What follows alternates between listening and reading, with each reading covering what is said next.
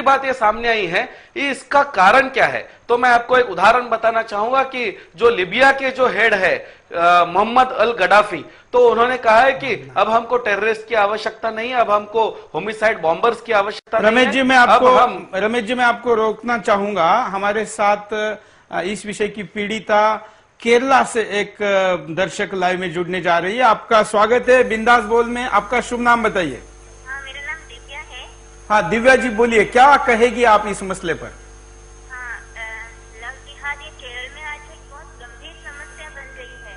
हाँ, पिछले कुछ महीनों पहले माननीय मुख्यमंत्री श्री अच्युतानंद जी ने दिल्ली में एक प्रेस कॉन्फ्रेंस में एक बात कही थी कि केरल में पैसों के और शादी के बल पर इस्लामीकरण का एक बहुत बड़ा षड्यंत्र रचा जा रहा है।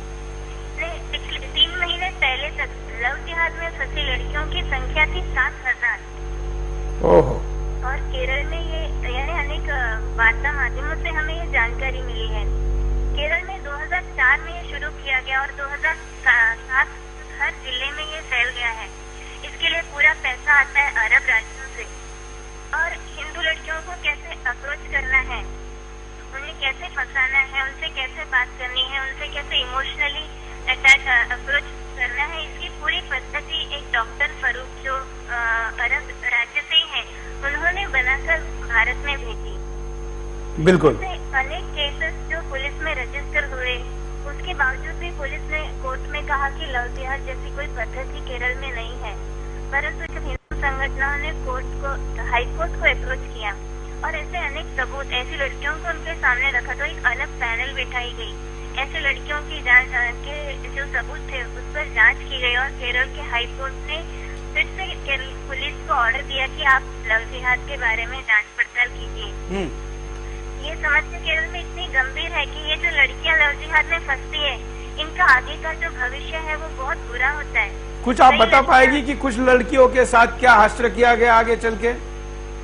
हाँ जी, इन लड़कियों के साथ आगे चल के बहुत बुरा होता है, ऐसा आप जो कह रही है। हाँ, तो हाँ, आप बता पाएगी क्या क्या होता है?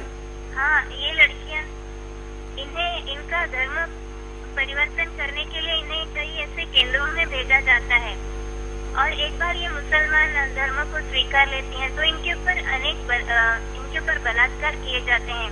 इन्हें इनका अंत होता है किसी यतीम खाने की आया के रूप में, या कई बार वेश्या बनकर जीना पड़ता है, या किसी मुसलमान की तीसरी या चौथी पत्नी, या कई बार इन्हें आतंकवादी संगठनों को तक बेचा जाता है। इन लड़कियों की ब्रेन मैपिंग तक की जाती है। तो जिनकी ब्रेन मैपिंग की जाती है उन्हें अच्छे से अच्छे साइकियाट्रिस्ट को तक क्योर करने में 1 साल से अधिक लगता है। बिल्कुल। तो ये स्थिति है। और आपको क्या लगता है, आपने बहुत हिम्मत से अपनी बात को कहा, एक चैनल पर कॉल करके इतनी बात बताई, आप ऐसी लड़कियों को या जो इसमें नहीं फंसी है लेकिन फंसने की संभावना है, उन लड़कियों को क्या आह्वान करना चाहेगी?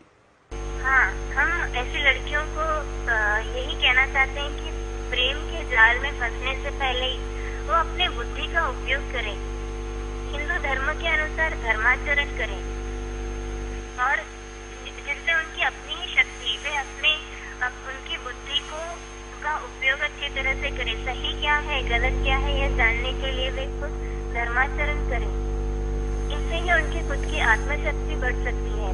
यही इन लड़कियों से कहना चाहूंगी कि उन्हें अभी आगे के समय में बहुत सतर्क रहना है और खुद की रक्षा करने के लिए खुद उन्हें अपने पैरों पर खड़े रहना है। यही कहना चाहूंगी। धन्यवाद।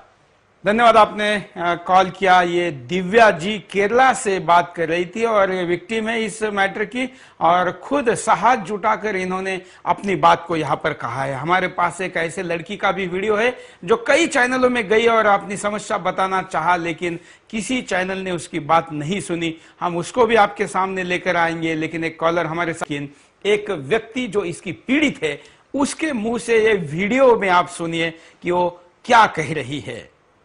हम दोनों एक ही मोहल्ले के रहने वाले थे। हमारा और उसका दोनों के परिवारों का काफ़ी आना जाना था। हर त्योहार, चाहे वो दीपावली हो तो वो लोग हमारे यहाँ आते थे, ईद होती थी तो हम लोग उनके यहाँ जाते थे। इतना प्रेम भाव था कि हम उसका अंदाज़ा भी नहीं लगा सकते थे। जब उसने मुझे पहली बार प्रपोज किया तो मैंने कहा कि तू मुसलमान है और मैं हिंदू हूँ, ये मिलन कैसे हो सकता है।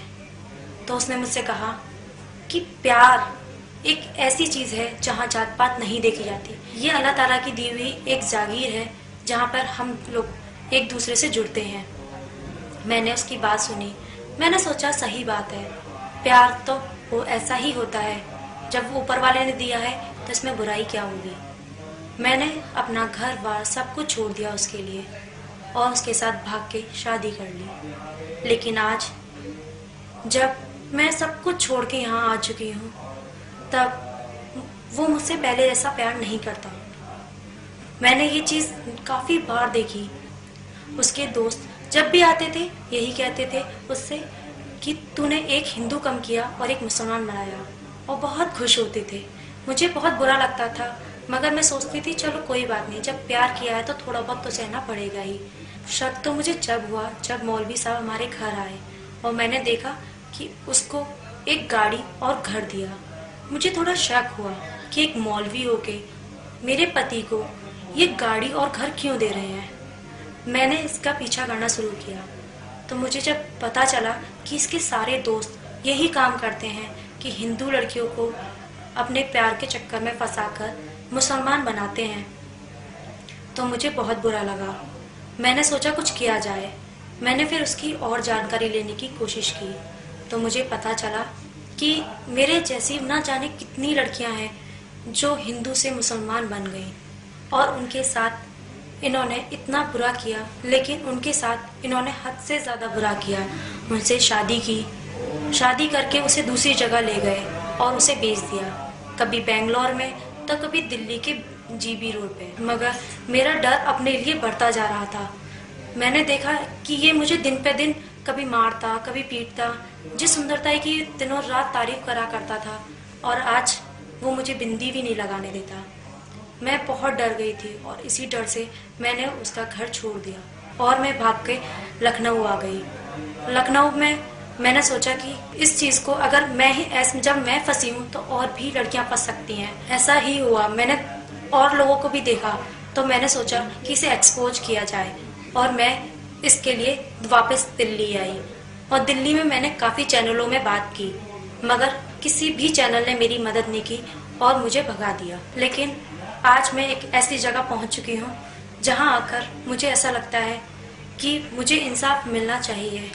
और मैं ये भी चाहती हूं कि जो लड़कियां मेरी तरह किसी मुसलमान लड़के से प्यार करती हैं वो मुझे देखें और ये सबक सीखें कि मुसलमान हर लड़का हमसे प्यार नहीं करता। हो सकता है कि उन्हें वो लड़का हकीकत में प्यार करे, मगर उन पर विश्वास करना शायद मेरी तरह ही कोई भूल। लोगों को एक्सपोज किया जाए कि जो धर्म के नाम पर, मजहब के नाम पर हिंदू लड़कियों को फंसा रहे हैं, उनको गलत धंधे में इस्तेमाल कर रहे हैं। महाराष्ट्र की विधानसभा में यह बात सामने आई है कि 13 लड़कियों को जलगांव में ऐसे फंसाया गया है, उनको विदेश में जाकर के बेचा गया है, जिनको जिस्म फरोशों की धंधे में लगाया गया है। तो ऐसे कई बातें सामने आई है।